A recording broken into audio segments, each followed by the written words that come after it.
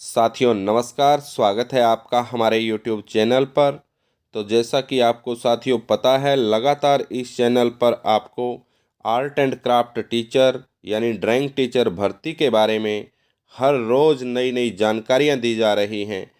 चाहे वो एग्ज़ाम की शुरुआत से लेकर एग्ज़ाम की तैयारी की बात हो, या इंटरव्यू जो चल रहे हैं इंटरव्यू की तैयारी की बात हो, और इंटरव्यू में पूछे जा रहे हर रोज़ के क्वेश्चन की डेली की वीडियोज इस चैनल पर आपको मिल रही हैं।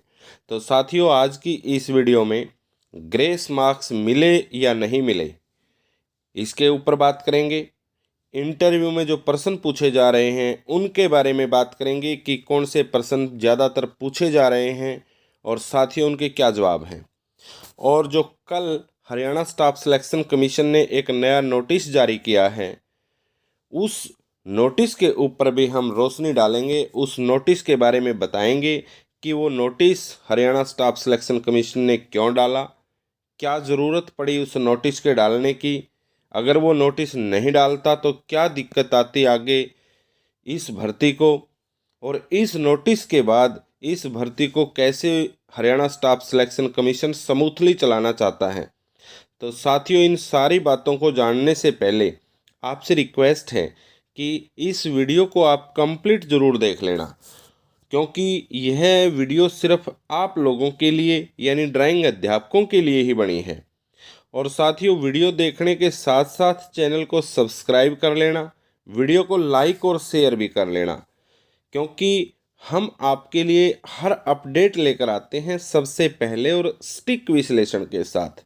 तो साथियों, चलिए अब हम वीडियो को आगे बढ़ाते हुए आज की अपडेट की ओर चलते हैं और वो लेटर दिखाते हैं जो letter Haryana staff selection commission ने कल जारी किया है, और उसके बारे में हिंदी और इंग्लिश दोनों में विस्तार से और अनुवाद के अनुसार आपको बता रहे हैं। तो आइए चलिए वो नोटिस। साथियों, ये है वो हरियाणा स्टाफ सिलेक्शन कमीशन का नोटिस जो हरियाणा स्टाफ सिलेक्शन कमीशन की साइट पर कल यानी 16 मार्च को डाला गया। और इस नोटिस का मकसद हरियाणा स्टाफ सिलेक्शन कमीशन की जो ड्राइंग टीचर भर्ती है यानी आर्ट एंड क्राफ्ट टीचर भर्ती है, उसके उन उम्मीदवारों के लिए है जिनकी डीएमसी या मार्कशीट पर इशूइंग डेट नहीं लिखी गई, या उनका सेशन कट ऑफ डेट से मैच नहीं हो रहा। तो इसी बात को मद्देनज़र रखते हुए हरियाणा स्टाफ सिलेक्शन कमीशन की तरफ से ये नोटिस जारी किया गया है। क्योंकि साथियों, आप सभी को पता है ये भर्ती पुरानी है, ये भर्ती कोर्ट केस के आधार पर आई है, और हरियाणा स्टाफ सिलेक्शन कमीशन नहीं चाहता कि दोबारा इस भर्ती पर कोई कोर्ट केस आए। और हरियाणा स्टाफ सिलेक्शन कमीशन के अनुसार ये बिल्कुल क्लियर भी कर दिया गया है कि हरियाणा ड्राइंग टीचर भर्ती की 21 अगस्त 2006 कट ऑफ डेट थी। उस कट ऑफ डेट के बाद के जो भी डॉक्यूमेंट हैं वो मान्य नहीं हैं, और इसी बात को लेकर ये नोटिस निकाला गया है कि आपके जो डॉक्यूमेंट हैं, चाहे वो डिप्लोमा डिग्री जो भी आपके कागजात हैं, वो 21 अगस्त 2006 के बाद के नहीं होने चाहिए। इसलिए उनके ऊपर इशूइंग डेट मेंशन जरूर हो, और यही कारण है इसका आपका नोटिस का।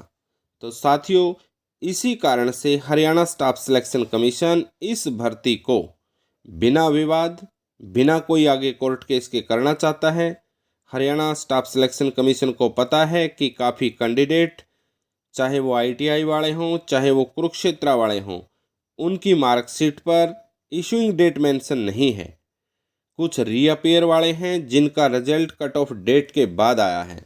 तो साथियों, उन सभी से कमीशन लिखवा कर लेना चाहता है कि उनका रिजल्ट कब आया, उनकी मार्कशीट कब की इशू है, तो फिर उसे कोई दिक्कत नहीं आएगी। तो साथियों, इसी कारण इस नोटिस से भविष्य में इस भर्ती पर कोर्ट केस नहीं होगा। तो साथियों, हरियाणा स्टाफ सिलेक्शन कमीशन ने बड़ी चतुराई से डॉक्यूमेंट वेरिफिकेशन में भी इन सभी साथियों को नहीं निकाला, बल्कि इनका डॉक्यूमेंट वेरिफिकेशन किया और इन्हें आगे के प्रोसेस में डाल दिया। लेकिन अब लास्ट स्टेज पर आकर इन्हें बाहर का रास्ता दिखाने के लिए एक नया कदम उठाया, जिसमें इनको डेट मेंशन का एक पॉइंट डाल दिया जो कि टेक्निकल पॉइंट है, और उसी की बदौलत ये नोटिस आपके सामने है।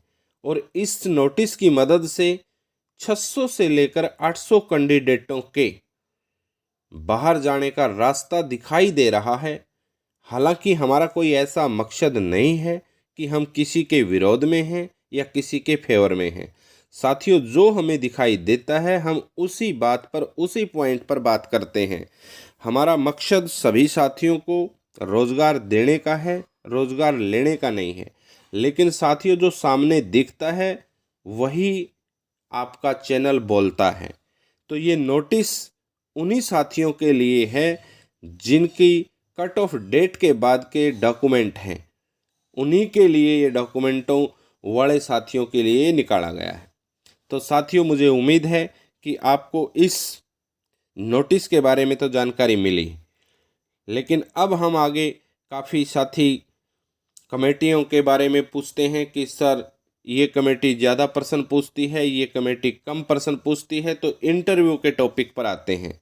तो साथियों, इंटरव्यू के अंदर कमेटी मेंबर्स की मर्जी होती है कि वो कम प्रश्न भी पूछ सकते हैं, अधिक प्रश्न भी पूछ सकते हैं। इसके लेकर कोई बंदिश नहीं होती। ये सब मेंबर्स के मूड पर डिपेंड करता है। और साथियों, जो कुछ उनमें पूछा जाता है वो बड़ा ही नॉर्मल और सामान्य पूछा जाता है। ज़्यादातर आपके ज़िले से संबंधित पूछा जाता है, आपके आस पड़ोस से संबंधित पूछा जाता है। और साथियों, सारे का सारा वो पूछा जाता है जो बच्चे के नॉर्मल व्यवहार की बातें होती हैं।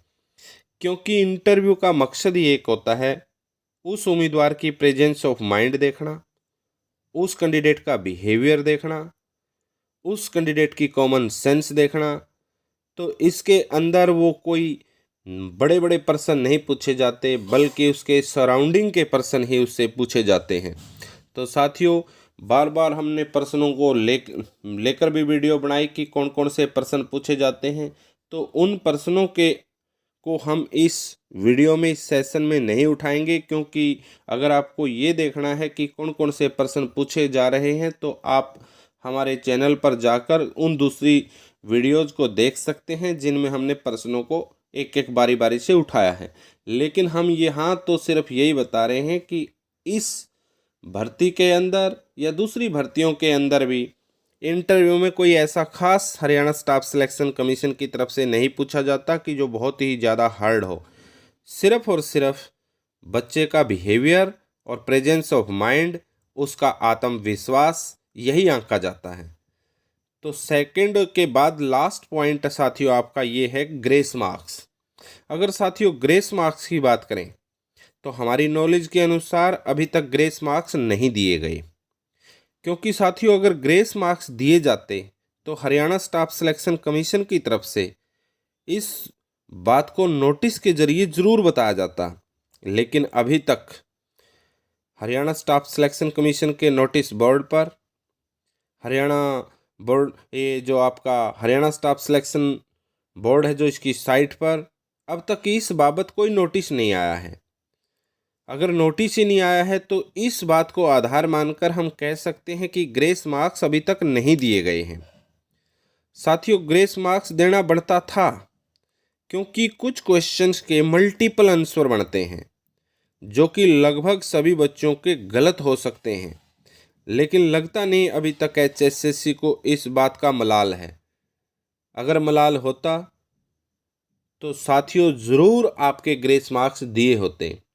अगर ग्रेस मार्क्स दिए होते तो नोटिस ज़रूर डाला होता, क्योंकि कुछ एक प्रश्न तो बिल्कुल ही क्लियर रूप से दिखाई देते हैं कि आपके उसके अंदर गलत उठाए हुए हैं। जैसे हिंदी का दीर्घ स्वर और हर्ष स्वर वाला क्वेश्चन बिल्कुल ही एक्सपर्ट से जानकारी लेने के बाद भी पता चला है कि बिल्कुल सरासर गलत तरीके से प्रस्तुत है, उसका आंसर सभी बच्चों का गलत है। तो ऐसे प्रश्नों के उसमें तो ग्रेस मार्क्स मिलने ही मिलने चाहिए। साथियों क्वेश्चन कई हैं, लेकिन कुछ क्वेश्चन तो ऐसे हैं, जैसे ये दीर्घ स्वर और हर्ष स्वर वाला क्वेश्चन हिंदी से है, तो ये बिल्कुल सरासर गलत तरीके का है, तो इसका ग्रेस मार्क्स तो मिलना चाहिए। लेकिन मुझे नहीं लगता कि अभी तक ग्रेस मार्क्स दिए गए हैं, तो साथियों लेकिन ग्रेस मार्क्स ज़रूर देने चाहिए थे।